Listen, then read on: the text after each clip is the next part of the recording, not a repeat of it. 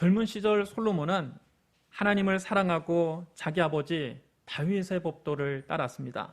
그는 지혜롭고 어진 임금이었습니다. 솔로몬은 하나님의 성전도 정성껏 건축했습니다. 하지만 노년의 솔로몬은 영적인 분별력을 상실하고 타락하고 말았습니다.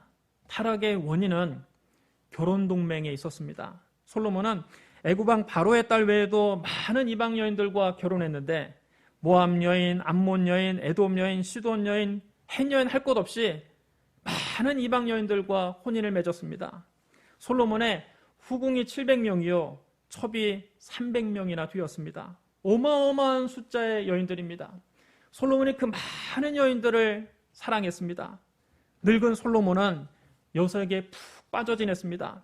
그런데 그 이방 여인들이 솔로몬에게 시집 올 때 자기들이 친정에서 섬기던 우상들을 가지고 왔습니다.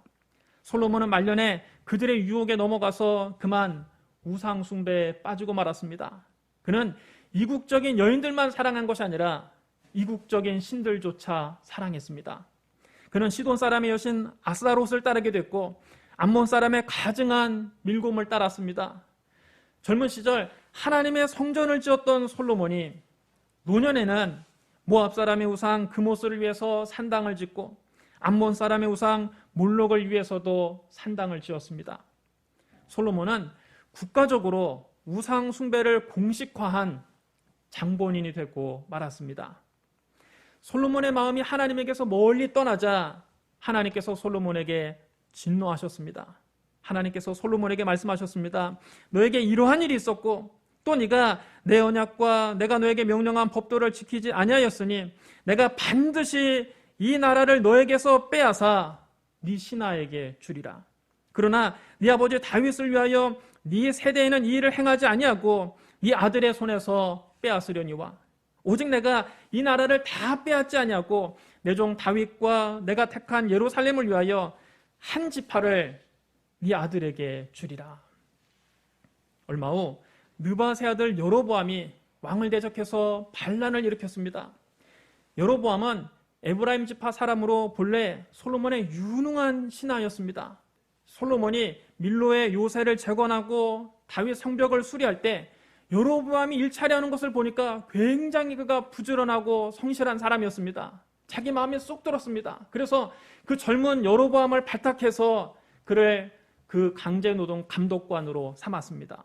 솔로몬은 그에게 요셉 가문 부역을 감독하게 했습니다.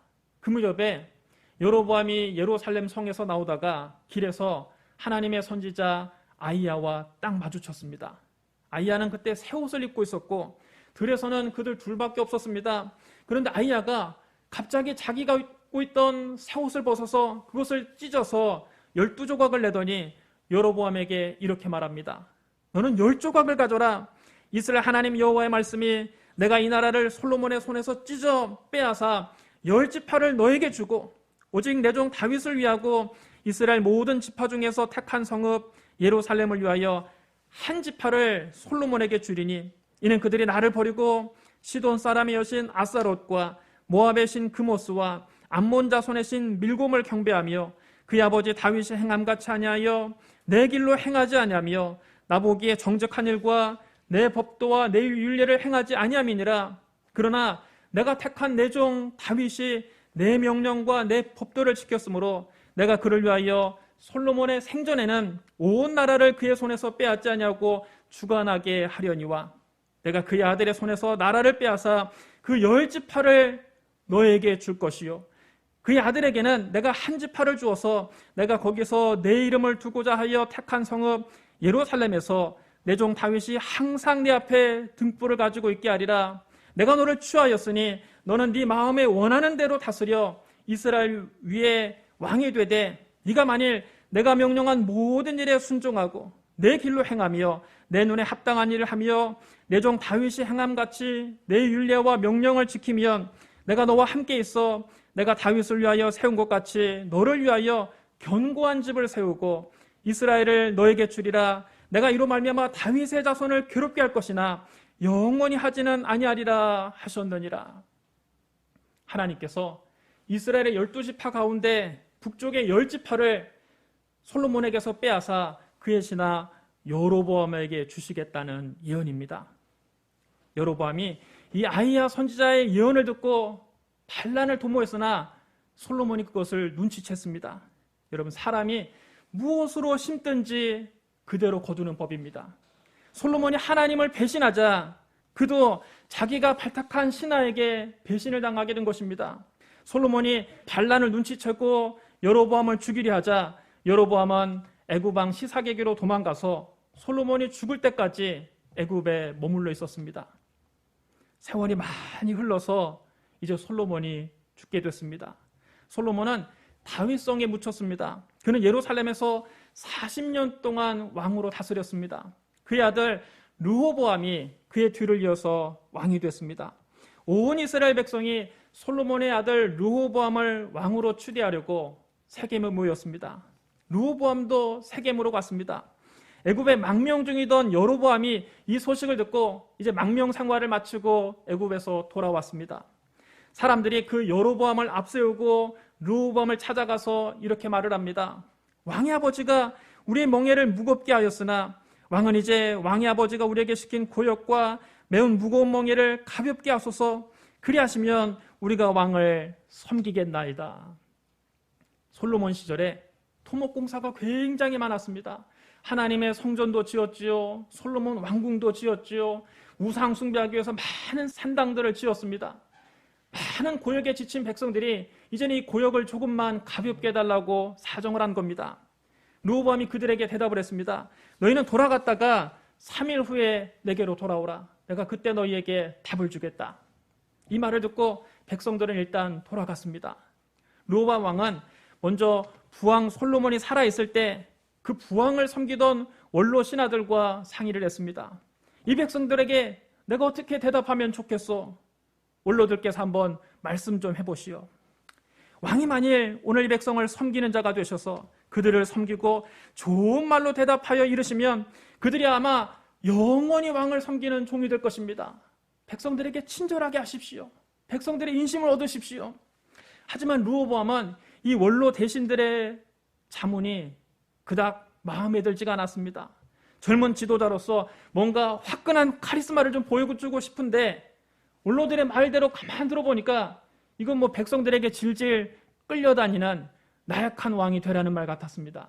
그래서 그는 그 원로들의 충고를 무시하고 자기와 함께 자란 젊은 신하들을 불렀습니다. 너희는 어떻게 자문하여 이 백성에게 내가 대답하게 하겠느냐? 백성이 내게 말하기를 왕의 아버지가 우리에게 매운 멍에를 가볍게 하라 하였느니라. 그러자 왕과 함께 자란 그 젊은 신하들이 왕에게 이렇게 말을 합니다. 이 백성들이 왕께 아뢰기를 왕의 부친이 우리의 멍에를 무겁게 하였으나 왕은 우리를 위하여 가볍게 하라 하였은즉 왕은 대답하기를 내 새끼 손가락이 내 아버지의 허리보다 굵으니 내 아버지께서 너희에게 무거운 멍에를 매게 하였으나 나는 너희에게 멍에를 더 무겁게 할 것이다. 내 아버지는 채찍으로 너희를 징계하였으나 나는 정갈 채찍으로 너희를 징계하겠다. 그렇게 말씀하소서. 들어보니까 굉장히 화끈합니다. 무시무시합니다. 굉장한 카리스마가 느껴집니다. 르호보암은 삐딱하게도 젊은 신하들의 이 조언이 마음에 들었습니다. 백성들에게 자기의 카리스마를 보여주고 백성들의 원성을 단번에 제압할 수 있을 것만 같았습니다. 3일 후에 여로보암과 백성들이 르호보암 왕을 찾아왔을 때 왕은 원로들의 충고를 무시하고 젊은 신하들이 일러준 대로 그들에게 포악한 말로 대답했습니다. 내 아버지는 너희의 멍에를 무겁게 하였으나 나는 너희의 멍에를 더욱 무겁게 할지라. 내 아버지는 채찍으로 너희를 징계하였으나 나는 정갈 채찍으로 너희를 징치하리라. 여러분, 르호보암이 왜 이렇게 어리석은 선택을 했을까요? 백성들의 마음을 잘 달래서 그가 영원히 왕으로 자기 자리를 지킬 수도 있었을 텐데 왜 쓸데없이 백성들을 화나게 했을까요? 왜 백성들을 자극했을까요? 성경은 그 이유를 분명하게 밝히고 있습니다. 열왕기상 12장 15절에 보면 왕이 같이 백성의 말을 듣지 아니하였으니 이 일은 여호와께로 말미암아 난 것이라. 여호와께서 전에 실로 사람 아히야로 느밧의 아들 여로보암에게 하신 말씀을 이루게 하심이더라. 이것은 여러분 굉장히 심오한 말씀입니다. 인간의 자유의지와 하나님의 절대주권에 관한 이야기입니다. 원로들의 충고를 무시하고 젊은 신하들의 조언을 선택한 것은 순전히 르호보암의 판단이었습니다. 그의 머릿속에서 나온 겁니다. 그는 분명히 자기 머리를 굴려서 자기의 카리스마를 보여줄 수 있는 의견을 스스로 선택한 것입니다. 자유의지에 따른 선택을 한 것입니다. 그러나 결과적으로는 하나님의 예정대로 일이 진행되었습니다. 사람이 스스로 뭔가를 계획하고 자기가 무슨 계획을 세우는 것 같지만 실은 그 계획조차도, 인간의 머릿속에서 나온 그 계획조차도 하나님의 예정 안에 들어있는 겁니다. 사람이 아무리 계획을 세워도 결국에는 하나님 뜻대로 되게 되어 있습니다. 성경 말씀합니다. 사람이 마음으로 자기 길을 계획할지라도 그의 걸음을 인도하시는 이는 여호와시니라.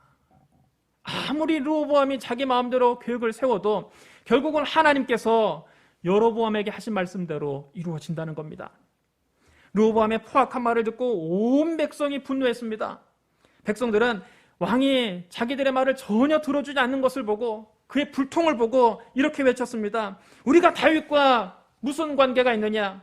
이 세 아들에게서 우리가 무엇을 얻을 수 있겠느냐? 다윗과 그 집안을 타도하자. 자, 이스라엘 사람들아, 이제 집으로 돌아가자. 다윗의 아들아, 너는 이제 네 집안이나 돌보거라. 백성들은 저마다 자기 집으로 돌아갔습니다. 민심이 완전히 돌아선 겁니다.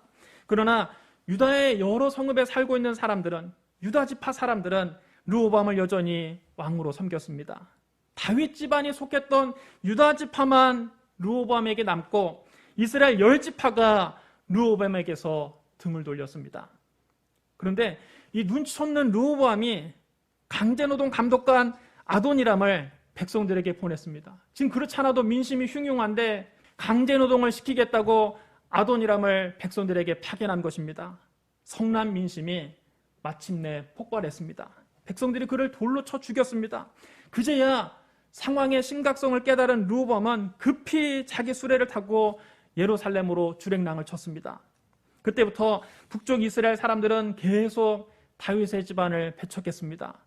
백성들은 여로보암이 애굽에서 망명 생활을 끝내고 돌아왔다는 소식을 듣고 그를 온 이스라엘 다스리는 왕으로 추대했습니다.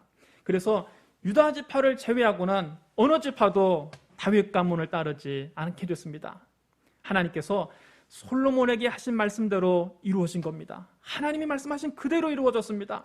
솔로몬의 죄가 나라를 두 동강 내고 말았습니다. 그때부터 통일 왕국이었던 이스라엘이 북쪽 이스라엘과 남쪽 유다로 갈라지게 되었습니다.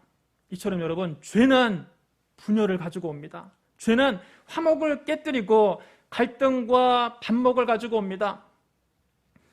태초에 하나님이 천지를 창조하셨습니다. 하나님은 말씀으로 온 세상을 창조하셨습니다. 무엇이든지 하나님이 말씀하시면 그대로 되었습니다. 하나님이 빛이 있으라 말씀하시자 빛이 생겨났습니다. 하나님은 엿새 동안 말씀으로 세상을 창조하셨습니다. 하나님은 천지와 만물을 모두 말씀으로 창조하셨지만 사람만은 특별하게 창조하셨습니다. 성부와 성자와 성령 삼위일체 하나님께서 사람을 창조하실 때 서로 이렇게 말씀하셨습니다. 우리의 형상을 따라 우리의 모양대로 우리가 사람을 만들고 그들로 바다의 물고기와 하늘의 새와 가축과 온 땅과 땅에 기는 모든 것을 다스리게 하자. 하나님은 하나님의 형상과 모양대로 사람을 창조하셨습니다.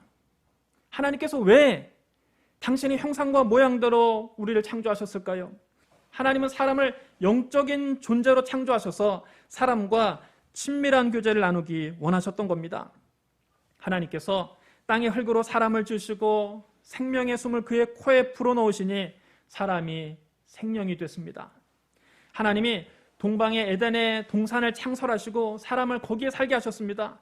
에덴 동산은 모든 것이 풍족하게 예비된 낙원이었습니다. 그곳에는 상함도 없었고 해함도 없었고 부족함도 없었습니다. 에덴 동산에서 하나님과 인간은 화목하게 지냈습니다. 인간은 하나님과 친밀한 교제를 나누며 더할 나위 없이 행복하게 살았습니다. 죄가 없을 때는 인간과 인간 사이도 화목했습니다. 하나님께서 아담을 깊이 잠들게 하시고 그가 잠든 사이에 그의 갈빗대 하나를 취하여 여자를 만드셨습니다. 하나님께서 여자를 아담에게로 이끌어 오시니 아담이 하와를 보고 첫눈에 반해서 이렇게 고백합니다. 이는 내 뼈 중에 뼈요 내 살 중에 살이로다. 여러분, 얼마나 이 아름다운 표현입니까? 둘은 결혼해서 한 몸이 됐습니다. 두 사람이 벌거벗었으나 서로 부끄러워하지 않았습니다. 부부 사이의 금슬이 매우 좋았습니다. 그런데 이 평화롭던 에덴 동산에 죄가 들어옵니다. 하루는 뱀이 여자에게 물었습니다. 하나님이 참으로 너희에게 동산 모든 나무 열매를 먹지 말라 하시더냐? 뱀은 곧 사탄입니다. 요한계시록 12장 9절에 이렇게 기록되어 있습니다. 큰 용이 내쫓기니 옛뱀 곧 마귀라고도 하고 사탄이라고도 하며 온 천하를 꿰는 자라. 사탄은 들짐승 중에 가장 강교한 뱀을 자기의 도구로 사용해서 여자를 꿰었습니다. 여자는 그것이 사탄의 꼬임인 줄도 모르고 순진하게 그 사탄과 말을 섞었습니다. 동산 나무 열매를 우리가 먹을 수 있으나 동산 중앙에 있는 나무 열매는 하나님 말씀에 너희는 먹지도 말고 만지도 말라 너희가 죽을까 하노라 하셨느니라. 여자가 하나님 말씀에 확신이 없는 것을 보고 뱀이 재빨리 여자를 안심시켰습니다. 너희가 결코 죽지 않을 것이다. 너희가 그것을 먹는 날에는 너희 눈이 밝아져서 하나님과 같이 되어 선악을 알 줄을 하나님이 아심이니라.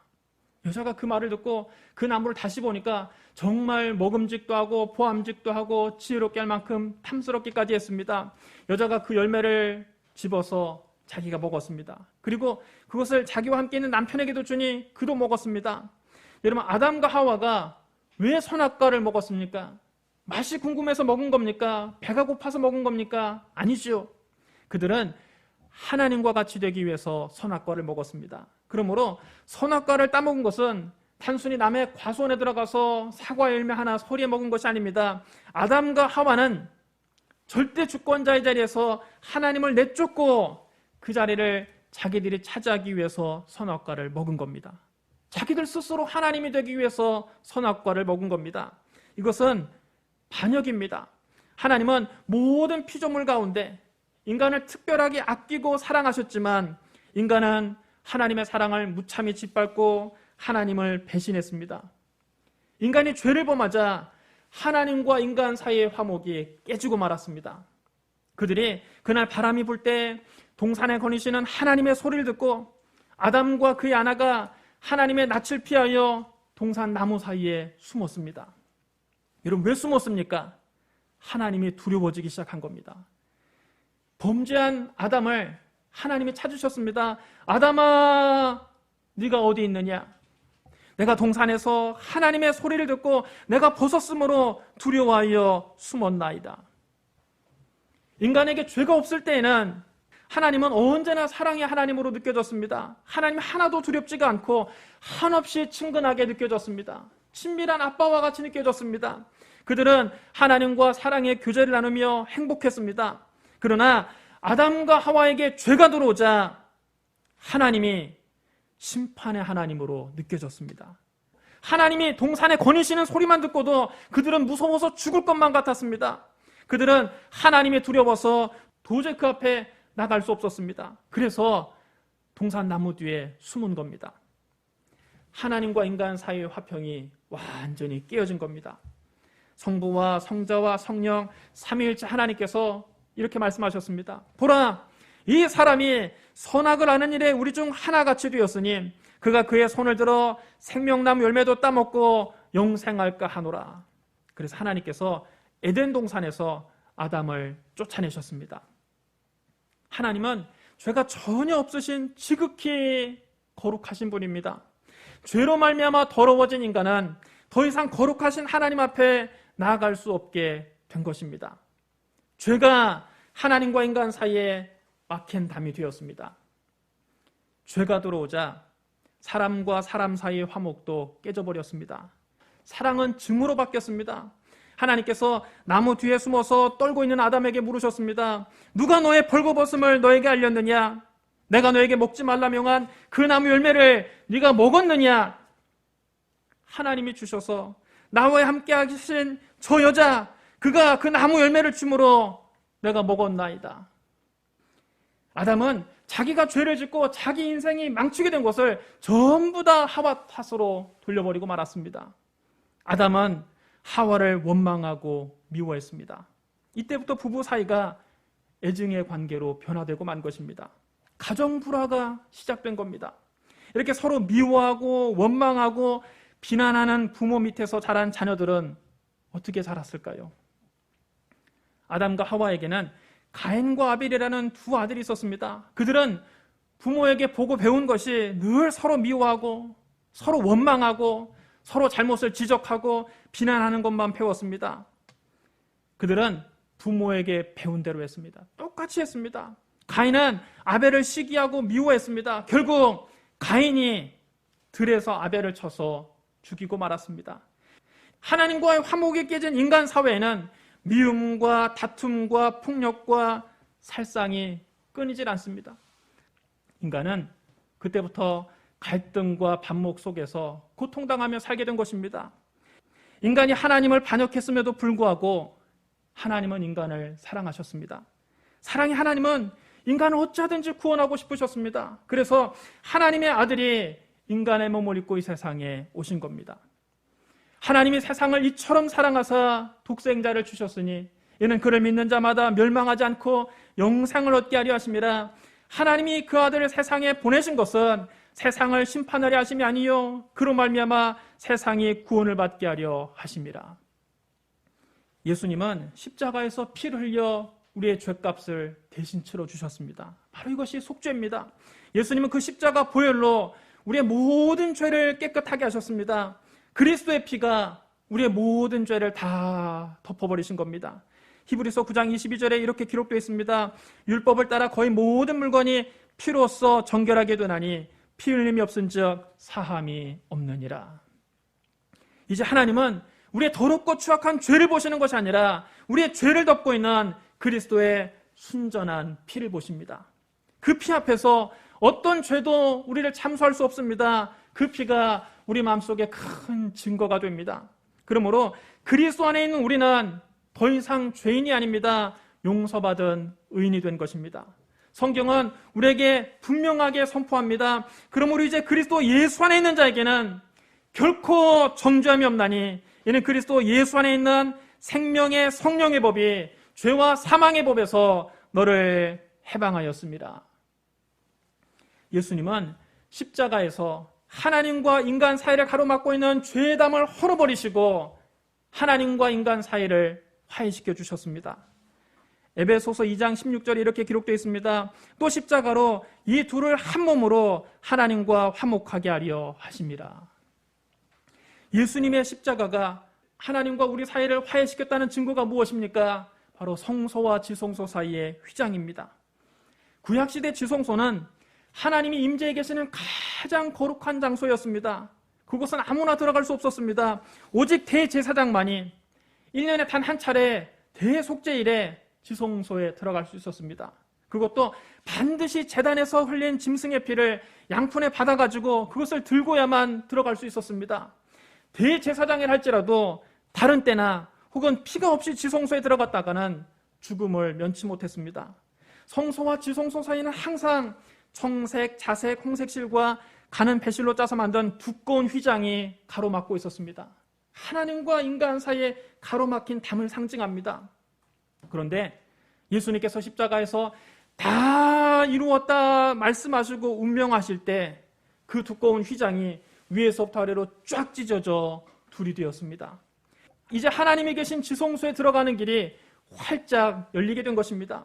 누구든지 예수의 피를 의지하면 하나님께 담대히 나아갈 수 있습니다.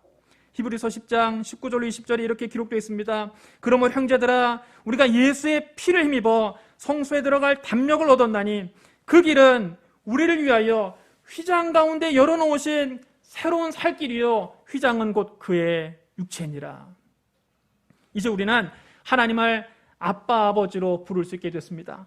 아들의 영을 가진 사람은 더는 하나님을 두려워하는 종이 아니요 이제 하나님과 친밀한 교제를 나누는 하나님의 자녀입니다.